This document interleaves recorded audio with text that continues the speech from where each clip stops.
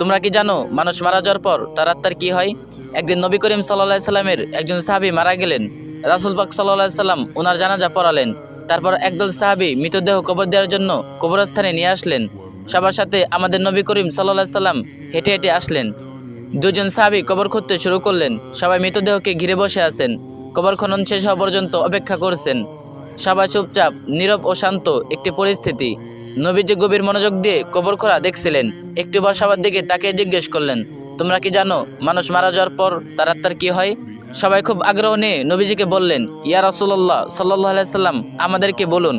নবীজি সাল্লাল্লাহু আলাইহি সাল্লাম একটু চুপ করে থাকলেন। সবাই ওনার কাছে এসে ঘিরে বসলেন। মৃত্যুর পর আত্মার কি হয় এই তথ্য তাদের জানা ছিল না। আজ সেটা নবীজির মুখে শুনবেন। কত বড় সৌভাগ্য! শোনার জন্য সবাই অধিক আগ্রহে নবীজির কাছে এসে বসলেন। তিনি একবার কবরের দিকে তাকিয়ে মাথাটা তুলে আকাশের দিকে তাকালেন। তারপর তিনি গল্পের মতো করে বলতে শুরু করলেন, শুনো, যখন মানুষ একেবারে মৃত্যুর শয্যায়, তখন সে মৃত্যুর ফেরেশতাকে দেখে ভয় পায়। কিন্তু যে বিশ্বাসী ও ভালো মানুষ, তাকে মৃত্যুর ফেরেশতা হাসি মুখে সালাম দেন, তাকে উভয় দেন এবং মাথার পাশে এসে ধীরে ও যত্ন করে বসেন। তারপর মৃতপ্রায় মানুষটির দিকে তাকিয়ে বলেন, হে পবিত্র আত্মা, তুমি তোমার পালনকর্তার ক্ষমা ও ভালোবাসা গ্রহণ করো এবং এই দেহ থেকে বের হয়ে আসো। মুমিনের আত্মা যখন বের হয়ে আসে তখন সে কোনো ধরনের ব্যথা ও বেদনা অনুভব করে না। নবী আরও একটু ভালো করে উদাহরণ দিয়ে বললেন, মনে করো একটা পানির জগ কানায় কানায় পূর্ণ হয়ে যাওয়ার পর উপর থেকে এক ফোঁটা পানি যেমন নিঃশব্দে উপর থেকে নিচে নেমে আসে, ঠিক তেমনি নীরবে ও কষ্ট ছাড়াই আত্মাটির দেহ থেকে বের হয়ে আসে। সে সময় দুজন অন্য ফেরেশতা বেহেশত থেকে খুব সুগন্ধি মাখানো একটা নরম সুতার চাদর নিয়ে আসেন এবং তার আত্মাটিকে সে চাদরে আবৃত করে আকাশের দিকে নিয়ে যান। তারা যখন আকাশে পৌঁছান তখন ফেরেশতারা সে আত্মাটিকে দেখার জন্য এগিয়ে আসেন। কাছে এসে সবাই বলেন, সুবহানাল্লাহ, কত সুন্দর আত্মা, কি সুন্দর তার ঘিরান। তারপর সবাই জানতে চান, এই আত্মাটি কার? উত্তরে আত্মা বহনকারী ফেরেশতা বলেন, উনি হলেন ফুলান ইবনে ফুলান। নবীর আরবিতে বলেছেন, বাংলা হলো অমুকের সন্তান অমুক। বাকি ফেরেশতা তখন আত্মাটিকে সালাম দেয়। তারপর আবার জিজ্ঞেস করে, উনি কি করেছেন? ওনার আত্মা এত সুঘ্রাণ কেন? আত্মা বহনকারী ফেরেশতা তখন বলেন, আমরা শুনেছি মানুষজন নিচে বলাবলি করছে উনি একজন ভালো মানুষ ছিলেন, আল্লাহর ভালো বান্দা, অনেক দয়ালু, মানুষের অনেক উপকার করেছেন। এতটুকু বলার পর নবী একটু থামলেন। তারপর সবার দিকে ভালো করে দৃষ্টি দিয়ে ওনার কণ্ঠটা একটু বাড়িয়ে বললেন, এই কারণে বলছি, সাবধান, তোমরা কিন্তু মানুষের সাথে কোনো খারাপ ব্যবহার করবে না। তুমি মারা যাওয়ার পর মানুষ তোমার সম্পর্কে যা যা বলবে, আত্মা বহনকারী ফেরেশতারাও আকাশে গিয়ে ঠিক একই কথা অন্যদেরকে বলবে।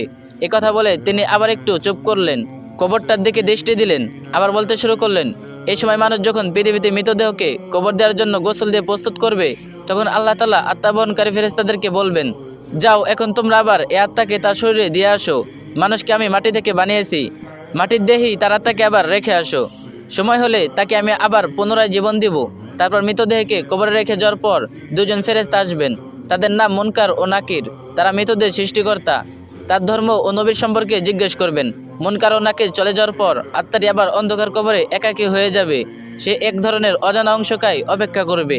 কোথায় আছে, কি করবে, এক অনিশ্চয়তা এসে তাকে ঘিরে ধরবে। এমন সময় সে দেখবে খুব সুন্দর একজন তার কবরের তার সাথে দেখা করতে এসেছে। তাকে দেখার পর আত্মাটি ভীষণ মুগ্ধ হবে। এত মায়াবী ও সুন্দর তার চেহারা সে জীবনে কোনোদিন দেখেনি। আত্মাটি তাকে জিজ্ঞেস করবে, তুমি কে? সেই লোকটি বলবে, আমি তোমার জন্য অনেক বড় সুসংবাদ নিয়ে এসেছি।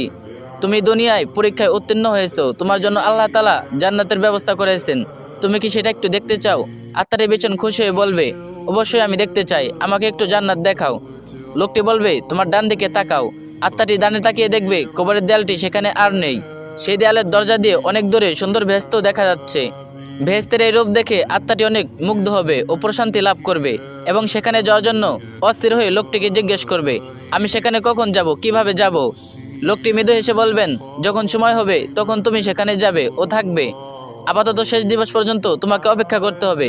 ভয় পেও না, আমি তোমার সাথে আছি। তোমাকে আমি সেই দিন পর্যন্ত সঙ্গ দেব। আত্মাটি তখন তাকে আবারও জিজ্ঞেস করবে, কিন্তু তুমি কে? তখন লোকটি বলবে, আমি তোমার এতদিনের আমল, পৃথিবীতে তোমার সব ভালো কাজের, তোমার সব পুণ্যের রূপ আমি। আজও তুমি আমাকে একজন সঙ্গীর মতো করে রেখেছো। আমাকে আল্লাহ তাআলা তোমাকে সঙ্গ দেওয়ার জন্য এখানে পাঠিয়েছেন। এ কথা বলে লোকটি আত্মাটির ওপর যত্ন করে হাত বুলিয়ে দিবেন এবং বলবেন, হে পবিত্র আত্মা, এখন তুমি শান্তিতে ঘুমাও, নিশ্চিন্তে বিশ্রাম নাও। এ কথাটি বলার পর আত্মাটি এক নজরে বেহেশতের দিকে তাকিয়ে থাকবে এবং এক সময় এই তাকানো অবস্থায় গভীর প্রশান্তিতে ঘুমিয়ে পড়বে। নবীজি সাল্লাল্লাহু আলাইহি সাল্লাম এতটুকু বলে আবার একটু থামলেন। সাহাবারা তখন গায়ের কাপড় নিয়ে ভেজা চোখ মুছলেন। বুখারী ও মুসনাদের 2টি হাদিস। আল্লাহ আমাদের পবিত্র আত্মা হওয়ার তৌফিক দান করুন, আমিন। ভিডিওটি ভালো লাগলে অবশ্যই অনেকজনের সাথে শেয়ার করবেন, আর যে যত পারবেন বেশি বেশি কপি করে দিয়েন। التراب وأعجب من مريد